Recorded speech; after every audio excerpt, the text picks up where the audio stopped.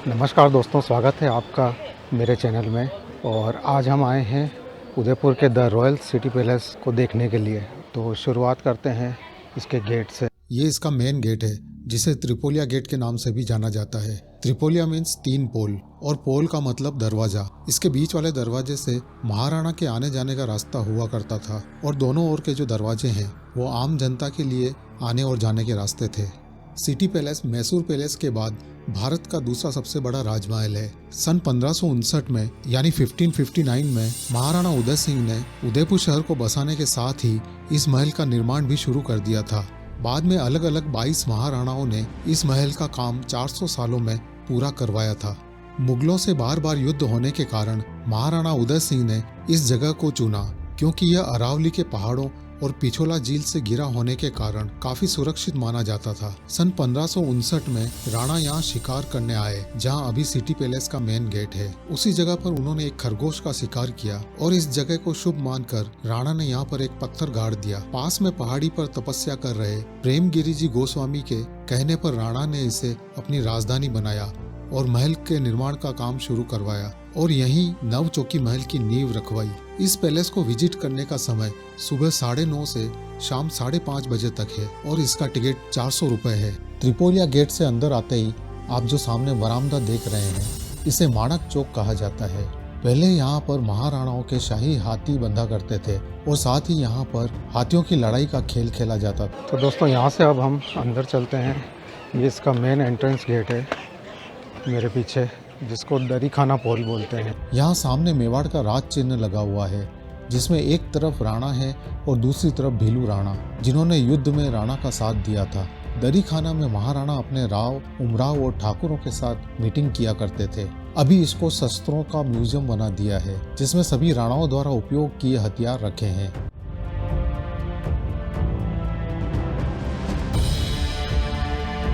यहाँ महाराणा प्रताप के ओरिजिनल ढाल, तलवार, भाला और कवच भी रखे हैं। महाराणा प्रताप जो भी हथियार यूज करते थे उनके बारे में यहाँ लिखा है कि वो सारे लगभग 35 किलो के होते थे। साथ ही महाराणा अपने घोड़े को हाथी की सूंड जैसा कवच पहनाते थे जिससे शत्रु सेना के हाथी इसको छोटा हाथी का बच्चा समझकर इस पर हमला नहीं करते थे। पास में इसके रूम है जहाँ हथियारों की मेंटेनेंस का काम दिखाया गया है। दोस्तों, ये शस्त्रागार अभी हमने देखा, उससे बाहर आ गए हैं और इससे बाहर आकर यहाँ पर जो है ये गणेश चौक है। यहाँ पर आपको कोई बैग वैग आपके पास है तो यहाँ सिक्योरिटी चेक होती है। यहाँ से आगे चलने पर सामने लगी है गणेश जी की मूर्ति जो कि 400 साल पुरानी है और पास ही है लक्ष्मी जी की मूर्ति। यहाँ से बाहर निकलकर हम आ जाते हैं बरामदे में जहाँ एक और है प्रेमगिरी गोस्वामी जी का मंदिर जिनके बारे में मैंने आपको पहले बताया था। इनके ही आशीर्वाद के कारण इस महल पर कभी किसी का आक्रमण नहीं हुआ। इसके ठीक सामने है हल्दी घाटी कक्ष जिसमें हल्दी घाटी से संबंधित चित्र और वस्तुएं हैं। यह हल्दी घाटी की मिट्टी है जो हल्दी जैसे पीले रंग की है। इसमें बहुत सुंदर रंगीन कांच की खिड़कियां हैं। ये जो तस्वीर आप देख रहे हैं इसमें हल्दी घाटी का पूरा मैदान और युद्ध दिखाया गया है। ये तस्वीर है जिसमें दिखाया गया है महाराणा प्रताप ने युद्ध में मुगल सेनापति बहलोल खान को घोड़े सहित 2 टुकड़ों में काट दिया था।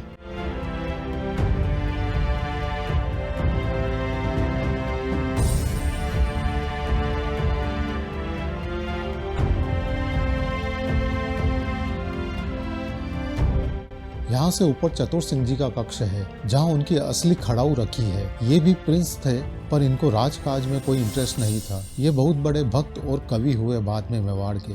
यहाँ हमें देखने को मिलता है एक लक्खू कुंड जो कि मार्बल के एक ही पत्थर का बना है। जब किसी भी महाराणा का राज्याभिषेक होता था तो इसमें 1 लाख चांदी के सिक्के भर दिए जाते थे। लक्खू का मतलब होता है लाख। इन सिक्कों में से 25,000 जनता में उछाल दिए जाते थे जिन्हें जनता लूट लेती थी और बाकी के 75,000 सिक्के धर्म के काम में लगा दिए जाते थे। इस लक्खू कुंड का 1930 में आखिरी बार उपयोग किया गया था। इस महल में कई गुप्त दरवाजे भी हैं जिन्हें अब बंद कर दिया गया है जो कि संकट के समय बाहर निकलने के काम आते थे। अब हम आ गए हैं महल की 4थी मंजिल पर जिसका नाम है बाड़ी महल। बाड़ी का मतलब होता है गार्डन। यह एक 104 खंभों वाला महल है। बाड़ी महल महाराणा के एंटरटेनमेंट के लिए हुआ करता था। ये जो आप बीच में पानी का कुंड देख रहे हैं ये महाराणा का स्विमिंग पूल हुआ करता था। यहाँ महाराणा अपनी रानियों के साथ होली आदि त्योहार पर रंग खेला करते थे। बाड़ी महल चौथी मंजिल पर होने के बाद भी आप सोच रहे होंगे कि इतने बड़े पेड़ कैसे लगे हैं। दरअसल यह एक पहाड़ी का हिस्सा है जिसके ऊपर इसे बनाया गया है। इसके नीचे कोई भी कमरा नहीं है जिसे कि पेड़ की जड़ें डैमेज कर सके। ये कमाल था पुराने जमाने के आर्किटेक्ट्स का। पुराने जमाने में कोई पोस्ट ऑफिस नहीं हुआ करता था, तो राजा अपना पत्र या संदेश कहीं पहुंचाने के लिए कबूतर का सहारा लेते थे। ये वही पिंजरे हैं जिनमें कबूतरों को पाला जाता था। ये सब पिंजरे ब्रास के बने हैं। बाड़ी महल में ही यहाँ सामने कमरा है जिसमें ये चेयर रखी है।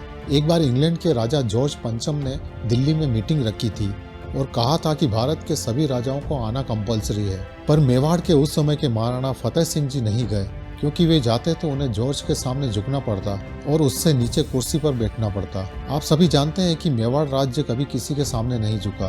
बाद में जॉर्ज पंचम ने महाराणा की बहादुरी से खुश होकर उनको दिल्ली से ये चेयर भेंट स्वरूप भिजवाई थी। ये पैलेस पूरा मार्बल से बना है और यह मार्बल राजस्थान के मकराना का है, जो कि पूरे देश में सबसे अच्छा मार्बल माना जाता है। ये जो कक्ष है इसे कांच की बुर्ज कहा जाता है, जिसे महाराणा करण सिंह ने 1620 से 1628 के बीच बनवाया था और इसमें कांच का काम महाराणा शंभू सिंह जी ने 1861 में करवाया था।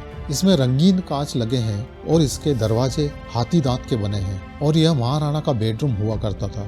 इसमें बहुत सुंदर गुंबद भी बना है जिसे सुंदर चित्रकारी से सजाया गया है।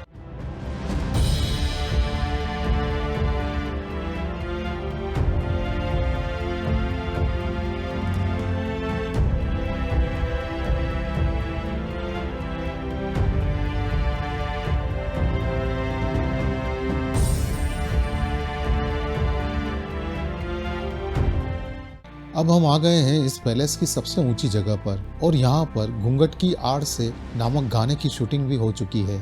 यहाँ पर जो कक्ष आप देख रहे हैं वो उदयपुर की सबसे पहली लाइब्रेरी बनी थी, जिसे महाराणा सज्जन सिंह ने 10 फरवरी 1875 में बनवाया था। यहाँ कविराज श्यामल दास रहते थे और इसी कमरे में उन्होंने मेवाड़ का पूरा इतिहास लिखा था। उस पुस्तक का नाम वीर विनोद है। इस जगह की ऊंचाई करीब 105 फीट है। यहाँ से 70% उदयपुर पूरा दिखाई देता है। ये जो आप नीचे बरामदा देख रहे हैं इसे दीवाने आम बोला जाता है। यहाँ महाराणा आम लोगों से मिलते थे और उनकी समस्या सुनते थे। ये कमरा महाराणा भीम सिंह जी ने 18वीं सदी में बनवाया था। इसका नाम मदन विलास है और यह अंग्रेज मिलिट्री ऑफिसर जेम्स टॉड को समर्पित है, जिन्होंने कई बार महाराणा के साथ मिलकर मेवाड़ को मराठों के हमलों से बचाया था।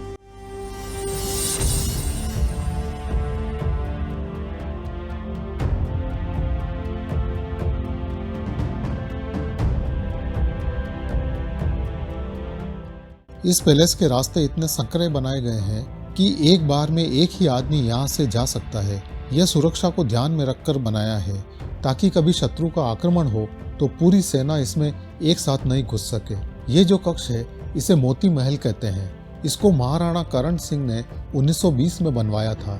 जब दीवाने आम में त्योहारों के फंक्शन होते थे तो मोती महल से रानियां देखा करती थी। यहाँ के रंगीन कांच से रानियां तो बाहर देख सकती थी, पर बाहर से कोई अंदर नहीं देख पाता था। इसका जो ये दरवाजा है यह भी हाथी दांत से बना है।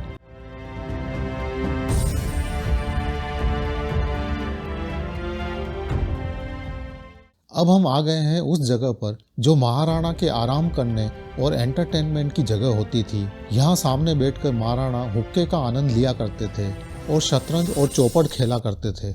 यहाँ जो दरिया नीचे बिछी है वे उस समय के जेल में बंद कैदियों द्वारा बनाई जाती थी।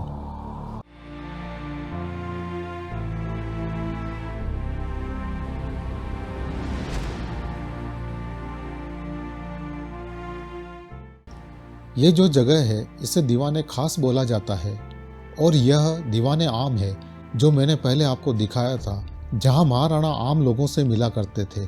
दीवाने खास में भी फंक्शंस होते थे जिसे महाराणा अपने दरबारियों के साथ बैठकर देखा करते थे। इसको मोर चौक भी बोलते हैं। मोर चौक का निर्माण महाराणा करण सिंह जी ने 17वीं शताब्दी में करवाया था और इसमें कांच का जो काम है वो महाराणा सज्जन सिंह जी ने 19वीं शताब्दी में कराया था। मोर चौक 5000 कांच के रंगीन टुकड़ों से बना है जिसमें बेल्जियम ग्लास का काम किया गया है।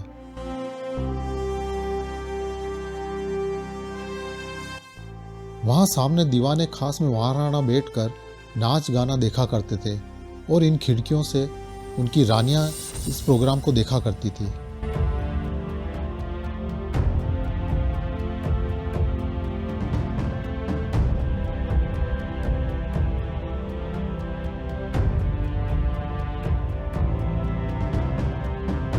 ये जो महल है इसे पीतम निवास कहते हैं, जो गर्मियों में महाराणा के रहने का स्थान होता था।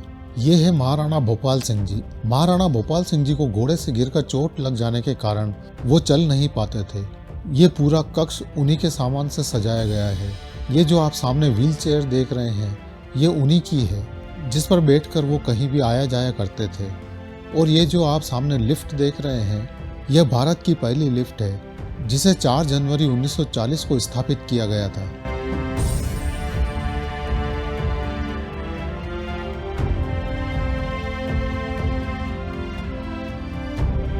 ये तो आप सभी जानते हैं कि मेवाड़ के महाराणा सूर्यवंशी हैं, इसलिए वे अपने दिन की शुरुआत सूर्य देव के दर्शन के साथ करते थे। और जब बरसात में सूरज बादलों में छुपा होता था तब यहाँ लगे सोने के सूरज के दर्शन किया करते थे। इस सूरज को करीब 1 किलो सोने से बनाया गया है। महाराणा कई त्योहारों पर या कुछ विशेष अवसरों पर अपने वजन के बराबर धन तोलकर जनता में बांटा करते थे। तो ये जो सामने आप देख रहे हैं ये उस वक्त महाराणा का वजन तोलने की मशीन हुआ करती थी, जो कि सुख निवास में रखी गई है। ये कक्ष जो आप देख रहे हैं इसे माणक महल कहते हैं। इसको महाराणा करण सिंह जी ने बनवाया था और बाद में 19वीं सदी में महाराणा स्वरूप सिंह ने इसमें कांच का काम करवाया था। इसमें पूरा बेल्जियम ग्लास का काम किया गया है। यह महाराणा का डाइनिंग एरिया हुआ करता था। अब हम जा रहे हैं जनाना महल की तरफ, जो कि केवल रानियों का महल होता था। जब भी कोई रानी विधवा हो जाती थी उनको इस महल में रखा जाता था। यहाँ रहकर वह भगवान की पूजा पाठ भजन इत्यादि किया करती थी और इन बर्तनों में अपने हाथों से भगवान के प्रसाद बनाया करती थी। इस रूम को ब्रज निवास कहते हैं, जहाँ रानी रहा करती थी। इसमें जो पलंग लगा है यह चांदी का पलंग है और पूरा कमरा उनका ही है। सामने जो पंखा है वह केरोसिन से चला करता था और भगवान कृष्ण की मूर्ति है जिसे रानी झूला झुलाया करती थी। यहाँ पर सबसे लास्ट में रही थी राजमाता गुलाब कुंवर जी, जिनका 1973 में स्वर्गवास हो गया था। इस कमरे को भोपाल निवास कहते हैं, जहाँ महाराणा दरबारियों से मीटिंग किया करते थे। सामने जमीन पर जो पंखा पड़ा है वो केरोसिन से चलने वाला पंखा है। ऊपर झूमर है जो बर्मिंघम इंग्लैंड का है और सीलिंग फैन इटली का है।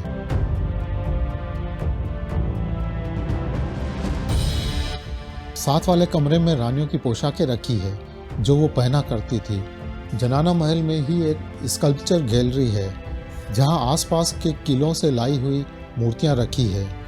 इनमें से कई मुगलों के आक्रमण से टूट गई थी और खंडित अवस्था में है।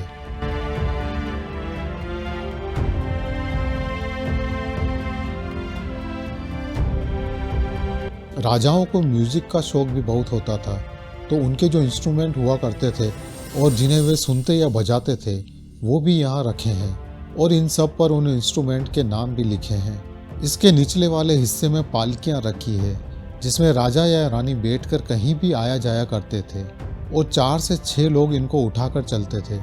अब हम आ गए हैं जनाना महल के नीचे वाले हिस्से में। आपको बता दूं इस एरिया को वेडिंग के लिए भी दिया जाता है और यहाँ पर कई डेस्टिनेशन वेडिंग्स भी हो चुकी है और इसका रेंट भी कहीं ज़्यादा है।